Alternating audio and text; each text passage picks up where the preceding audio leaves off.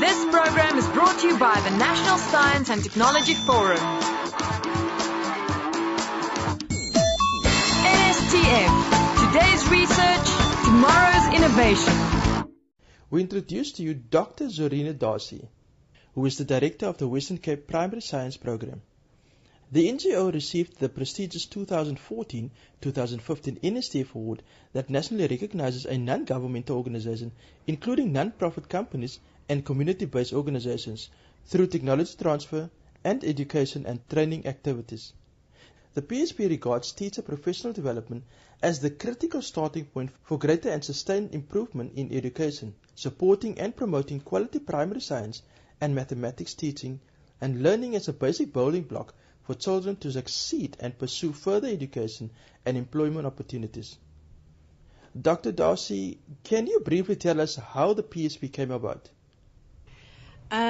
So the origins of the PSP goes right back to the work of Mrs. Anne Griffiths, who was then working for the Urban Foundation.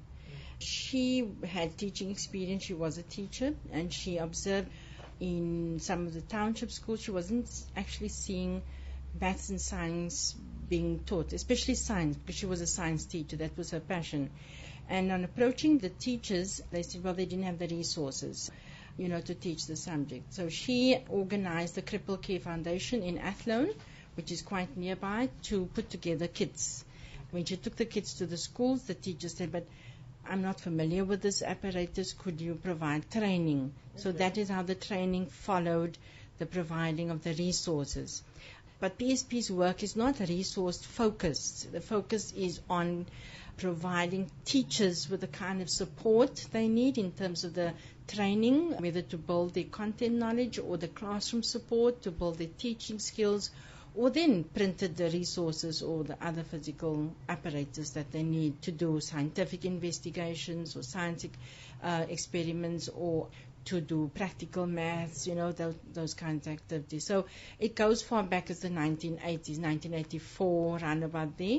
At one time, the PSP grew into a national organization, supported through many international funding, and then when that was withdrawn, the national body collapsed, and the Western Cape component, re-established itself as the Western Cape Primary Science Program. Dr. Dharsey, can you elaborate on what your critical support to teacher community involves?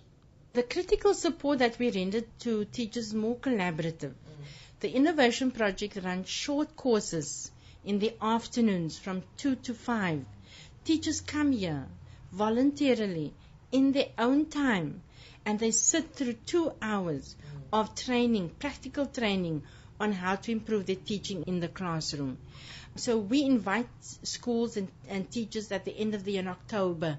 We give them the curriculum for the different subjects: language, math, science, social sciences, environmental education.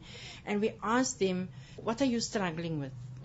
And they identify those topics that will become priority topics, and we take those topics and we arrange it into a set of courses for the next year. Okay. So this year we ran over 55 courses in key areas. What is momentous for me today, for the first time ever, PSP is running isiXhosa first language classes. Wow. The teaching of isiXhosa. Teachers are coming here, they're finding this a useful space. So in that way, we are supporting, guiding, training, educating, providing the helping hand to our colleagues. Have you been able to measure the impact of your work? Monitoring and evaluation is a critical aspect of any kind of work. And people are, yes, rightly so, obsessed with impact study. So how do we know we are reaching where we want to reach? Yeah. And what kind of influence it has had on the community we are serving. And that has been a long process. I have a problem with impact study because people want to see something change today. Yeah. But when you talk about learning, it doesn't happen like that for all of us.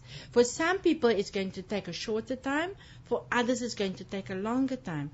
We have some teachers coming to the same courses, coming back every year. Okay. And you wonder why. Because perhaps on the first time, they didn't get everything they needed, but they got a little bit. So now they feel they need to come again for another little bit. And so they've grown over the years.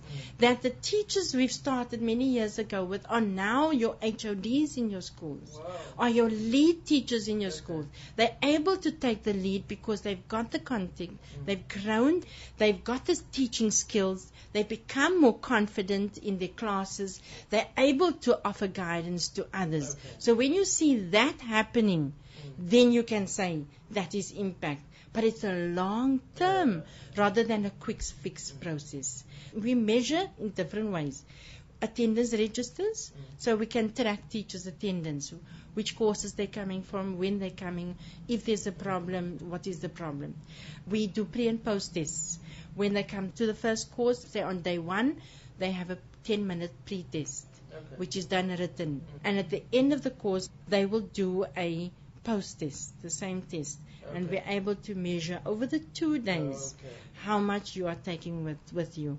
We have researchers coming in to research our projects.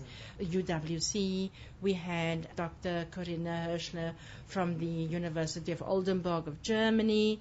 We have case studies developed where we interview and track teachers and our impact on their work and how they're doing things differently.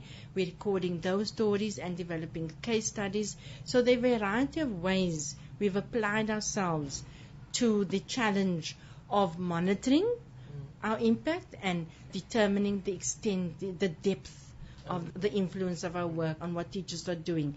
We're quite proud to see when our teachers stand out, when they rise above. It's not about us, it's the mission and vision. It's about high quality teaching of and learning of maths and science in schools. That is our commitment. And when we see that happening, for me it's better than gold. Because I am experiencing the change on the ground, in the realities, in the difficult realities we see. But it's still working and it is happening. Okay. Do your close ties with the education department enable you to contribute to education policy and practice? We need to have good working relationships with the department, whether it is the national department, the Department of Basic Education, or the provincial department, or the district department. We understand and appreciate that the education department frames the context in which we insert our particular contribution. So when we develop a project, we meet with the district to explain what the project is going to involve, to get their buy-in. Do they agree? Do they consent? Do they find a space or a need for it within the district? So it's not us imagining we are the experts, nobody else, we go in with a helping hand, with a view to collaborating. So we work very closely with all levels of education department, from school to district to provincial to national department. An accolade, if you could call that, is that we were asked to rework the National Science and Technology curriculum for the intermediate phase and the senior phase, CAPS curriculum. So that is the kind of relationship we have. Districts often come to us to request training workshops which is focused on either teaching an area of natural science and technology, for our recent project which focuses on first-time teachers. So this is a lovely collaboration, if you may call that. This brings together the NGOs, that is the PSP, the HEI, which is UWC, and the schools and the education department we work with. So in this project we focus on supporting and mentoring and guiding, coaching first-time teachers, the newly appointed teachers. So fresh out of university, they're still bright-eyed and bushy-tailed, they go into schools, and in 3 months they want to leave teaching and run away. And then we say, okay, now we begin a joint mentorship project. So we bring together important stakeholders, we give each roles and responsibilities, the UWC to research the joint mentorship project, the department to education department or district department to support the project from within the school, the PSP to implement the training and classroom support. So for this project, I think more the NSTF award was granted for this particular project, where we're able to think long term. So we say if this young teacher is going to be in the profession for the next 30 years, Wouldn't it be now in this interest to get this young teacher up and running and clued up about maths and science from the word go? Then we maximize impact. You know the obsession that people have with impact? We'll maximize impact over the long term with generations of children being taught by good teachers. Okay. How can young people with a passion for teaching become involved in the PSP? We're running training workshops with young people. We have joint mentorship project training workshops regularly on a Saturday. Florence February is the coordinator for the project. You can contact us at 0216919039 and get the dates when the workshops are being held. We invite young people to become maths and science teachers, the most exciting thing. And I'm so proud and happy that my son is going to be a maths and science high school teacher. That passion has spilled over into the next generation to say it's not as bad as it seems, and children don't want to naturally run wild. They want structure and they want somebody to involve them in thinking and developing their thinking. It's about how you reach those children. Youngsters with BSc degrees out there, contact us. How do you become a maths and science teacher and inspire the next generation of maths and science teachers? Because we literally need an army. But don't give me moeg-tired and uninspired. Give me energy, enthusiasm, interest, motivation, wanting to go to the bottom level and just say, what do we need to change the situation? We need a good, strong education in critical subjects to motivate or galvanize people in the direction we want them to go. I hear your passion with regards to PSP, but what are the future goals of the PSP? You know, at one point somebody said PSP will exist until teachers no longer need us. Okay. That is when teachers say to us, well, we've come a long way, thank you for what we've done, we don't need your training workshops anymore. Then we will be the happiest people. As things stand, very few maths and science teachers are being produced through the channels, through university, HEIs. I don't want to be doom and gloom, but it's not to say that PSP will be closing its doors any day soon. We're quite prepared for that. And the second thing is people have said, but why only the Western Cape? It's not that by choice that we confining or just wanting to work in the Western Cape and we're separated from the rest of South Africa. It's the lack of funding that restricts us here, that keeps us here. Give me enough money and I'll be all over South Africa. We're making small steps. Soon we'll be starting the joint mentorship project for newly appointed teachers. We're starting a small node in the Eastern Cape, King Williamstown. Okay. So that for me is a triumph like no other. I finally got over the mountain. I'm into South Africa.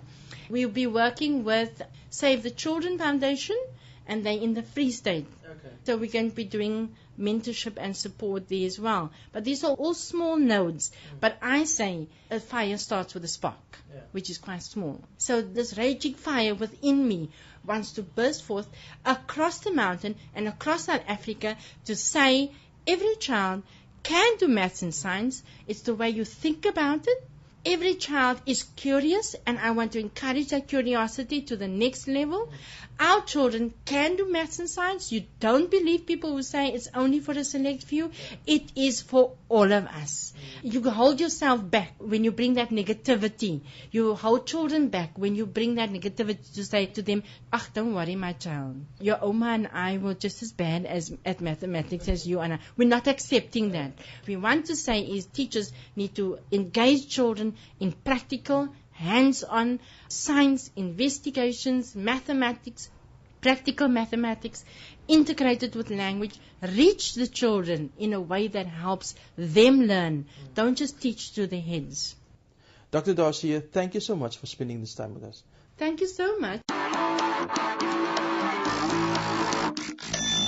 This program is brought to you by the National Science and Technology Forum.